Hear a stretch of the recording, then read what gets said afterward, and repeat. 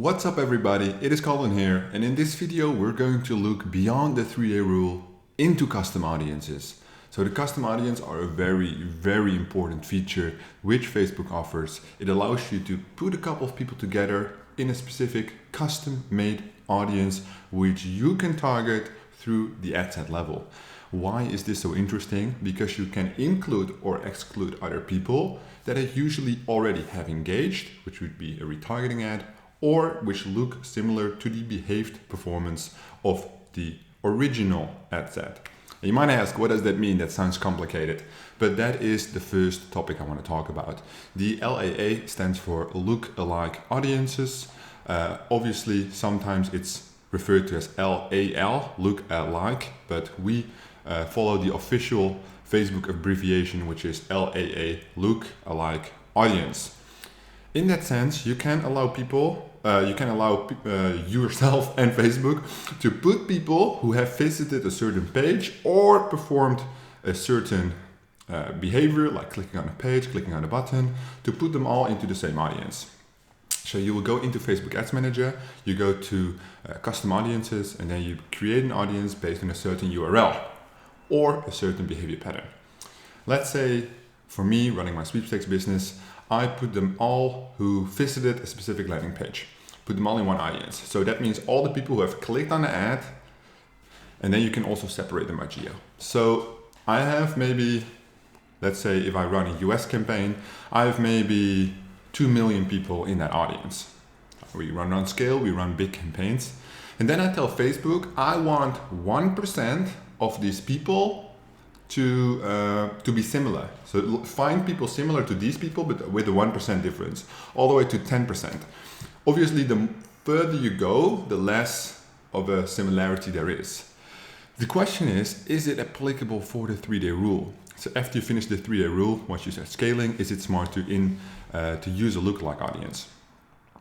For me, I've only been successful with that in big geos, like Germany, Australia, United States. United States most of all. I usually use it in the United States once I start working on like big scale, like 5K a day kind of campaigns. In that sense, it will give you more room to play with. It will give you new audiences to work with. If you use it in a small geo, the only con about this concept is that it increases the CPM, which means it increases the cost per click. So your click-through rate might be the same, but the cost per click is more expensive and therefore your ROI goes down. Again, it might be that the CPM goes up, although the CTR is the same, the cost per click go up, that means your ROI go down if the EPC stays the same. Therefore, I rarely use lookalike audiences except in the United States. So even for Germany, even for Australia, I don't use it. 9 out of 10 times it doesn't work that well as it could, but in the US I do because the audience sizes are insanely big for sweepstakes, up to 32 million. If you look at retargeting, it's the same sense actually.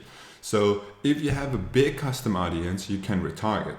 If you have a small custom audience, the audience is so small, and if your spend is big, your CPM is going to go up because Facebook wants to use all of that spend, which is a shame because all you want is to get the lowest CPC. You have to take into consideration what you're promoting. If you're promoting an e-commerce offer, go for the lookalike, go for the retargeting because it does make sense. If you're running sweepstakes, retargeting doesn't make sense because if somebody has seen the ad the first time and they don't click, it's very rare that they click on the second time they see it. So that has to do with frequency. But with retargeting, like, hey, you didn't click, blah, blah, blah, or you did click, but you didn't opt in. With the sweepstakes, you will still get some conversions, don't get me wrong, but it will never be positive ROI. So in that sense, when you run sweepstakes, you can forget about all of the retargeting, basically.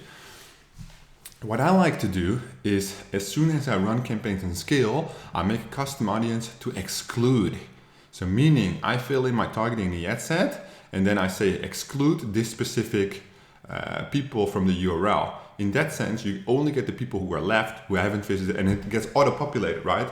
So ongoing. The setup is a little bit different than these two, but it is something to take into consideration. If you want to know how to make lookalike audience, just Google it. It's very simple. The retargeting you don't have to do unless you do like e-commerce or like higher ticket products, maybe ClickBank products, any exclusion is something to, I say, always apply when you work on scale. And when I mean on scale, campaigns that are spending more than $1,000 a day, that is scale. If you're spending $100 a day, don't be bothered with any of this. You're just wasting your time. You need more campaigns. You need those big winners. The retargeting, I can make a video on that later on where I explain how to set up the retargeting and everything. Not necessarily in the ads manager, but ads wise, like the copy you need to use, etc., etc. But yeah, look into these things, because beyond the 3-day rule is all about expanding your business, going further, going bigger, and these things are a very important part of that. So if you have any questions about this, please leave a comment down below, and I'll see you guys in the next one.